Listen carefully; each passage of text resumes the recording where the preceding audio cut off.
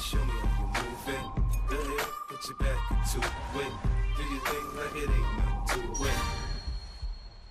I was sitting in a movie theater in Los Angeles, at Century City, and I saw Inside Man, the Spike Lee movie, which is such a love letter to New York. All those accents, all that language, all those different kinds of New Yorkers that crash into that movie. And I just thought, oh my God. I was actually crying in the movie theater because I missed New York so much.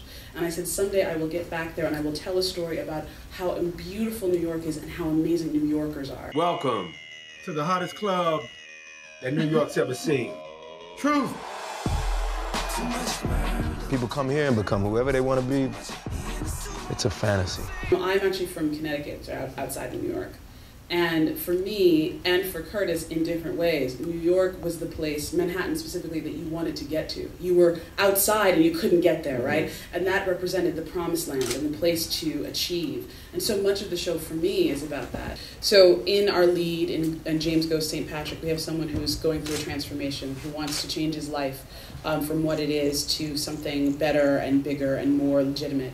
And I think that's something that's universal. We all want to transform. We all have an idea of the person we'd like to be. And his path is a little circuitous. We open up a nightclub to clean the money. What if it can be more than that, though, man? You mean we go legit?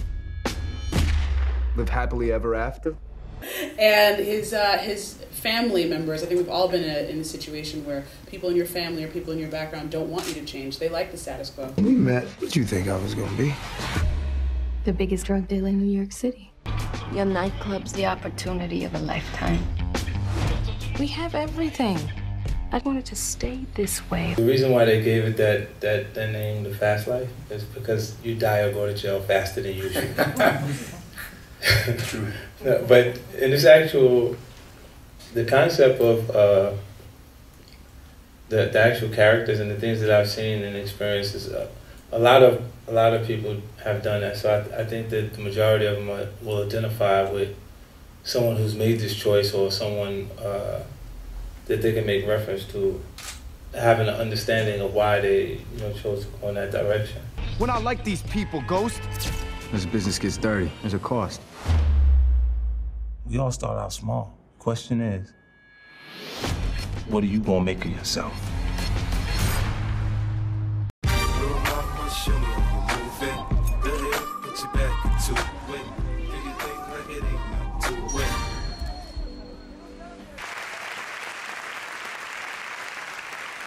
Sensitive Skin was a project that I first discovered at a creative meeting at the BBC. I had just finished doing a show in the West End and at the Don Mar, and I was asked to have this creative meeting, and I was sort of ambivalent about it because I felt to go back to series television at this point in my life, it would have to be something quite extraordinary. But when someone like John Plowman, who was head of comedy at BBC, who was responsible for Ab Fab, The Office, Extras, I thought, if he has something to say, maybe I should listen.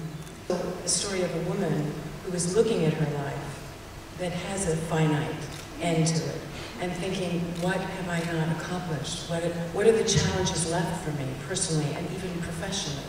And I think that drives me in a very personal way when I find a project like this that I believe in. I believe that women my age have very much to say. And unfortunately, this business doesn't recognize that most of the time. And that's what's so exciting for me to be here today to talk about it, because I believe that this show, this story, deserves a life.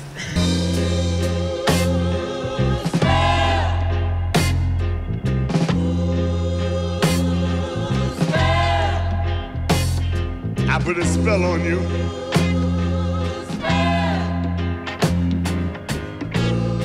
Welcome to our brave new world. This is a story that I've never heard told before, from such a fresh point of view. And I immediately was drawn to the intelligence of it and the humor of it, and very much reminded of Sex and the City in the sense of, in those years, especially after AIDS, sex was so terrified to speak about. And we started showing it in a very humorous, intelligent way. And this, I felt Sensitive Skin was doing a similar thing in a very smart way about getting older. I know the change is dramatic, but she hasn't changed as a person. She's still the same Davina. Is she? I don't recognize her anymore. Taking a very serious subject matter, or taboo subject matter, again, Sex and the City did that very successfully, and opening it up and making it understandable and less frightening. I want to be alone, I mean. Maybe I am hiding. It depends how you define hide. Oh, it's hiding. Don't kid yourself. I'm known for playing women who know what they want and how to get it, relatively in a short period of time. But to play someone who is in a crisis, who's not even totally aware of it, and is motivated by events that have sort of happened and thrust upon her instead of making them happen, this was really a different area of investigation for me. What are you looking for that I can't give you? Or is this just what happens after 30 years of marriage? What the fuck is going on, Davina? I don't want to play somebody's wife and become a joke about plastic surgery. Yeah. You know, and that's kind of what's out there.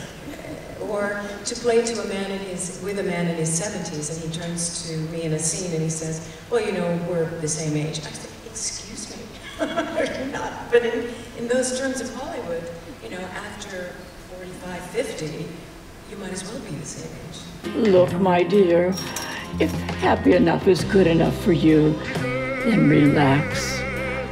But I suggest you find out what you want and get it as quickly as possible. You know, we did it on a shoestring budget, and I feel that what we got out of it was pure gold.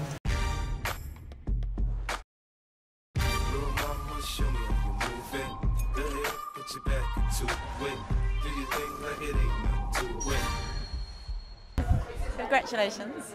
Thank you very much. What did you win? Warner Brothers, it was a sponsored event, and it was the MIPTV format pitch competition, and Lisa presented with Claire Marshall. Warner Brothers now contribute €25,000 to development for the next stage, which is, you know, pretty exciting. Yeah. And also a distribution deal. And what was the project? It's called Zombie Bootcamp, and it's a hybrid reality horror TV series. And basically it takes 16 contestants and teaches them skills on how to survive a zombie apocalypse. Why did you make this show? Because we're really passionate at the Feds about making different television. We like to have a new, unique take on things. We think there's a lot of great television out there already, so if we're going to make something, we want it to be different and unique, and we want it to inspire people, and that's how we came up with Zombie Bootcamp. It's a bit out of the box, really. You know, it's not. It's the unexpected. What trends have you seen this year in television? One of the trends we're most excited about is the multi-platform is not an option anymore. We absolutely need to integrate it into format TV.